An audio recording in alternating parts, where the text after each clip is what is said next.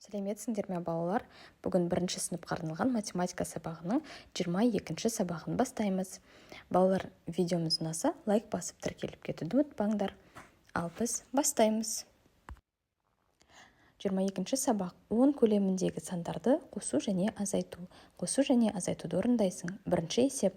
Балаларға сурет бойынша сандардың қосындысы мен айырмасын құрастыруға көмектес. Балалар, мына балаға көмектесейікші. Неше қызғылт жапырақ көріп тұрсыңдар? 3 және сары жапырақтан балалар 5.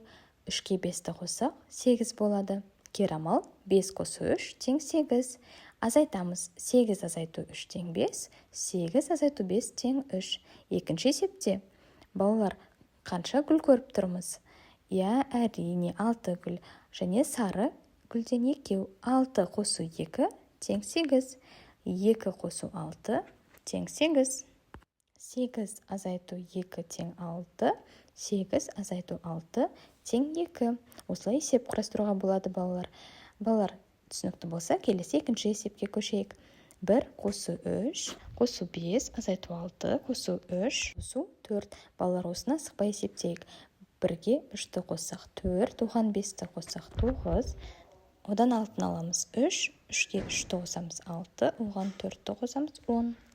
Келесі есепте 10 азайту 8, қосу 6, азайту 4, азайту 4, қосу 9.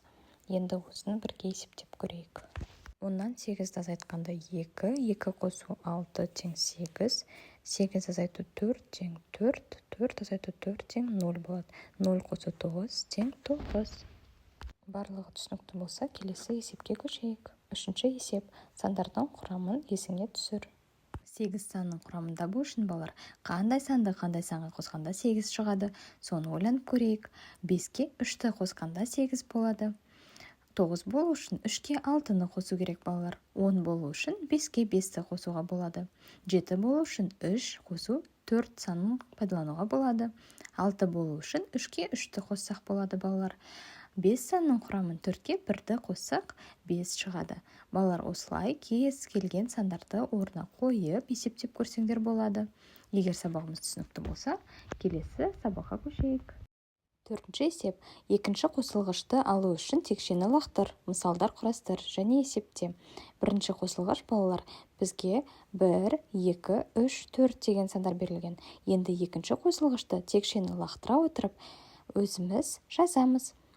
Енді текшеде 6 санына дейін ғана болады балалар.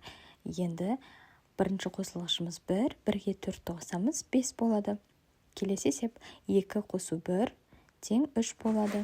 3 санына 6-ны қосамыз 9 болады және 4 санына 2-ні қоссақ болады 6 болады. Осылай балалар, кез келген санды қойып қосындының мәнін табуға болады.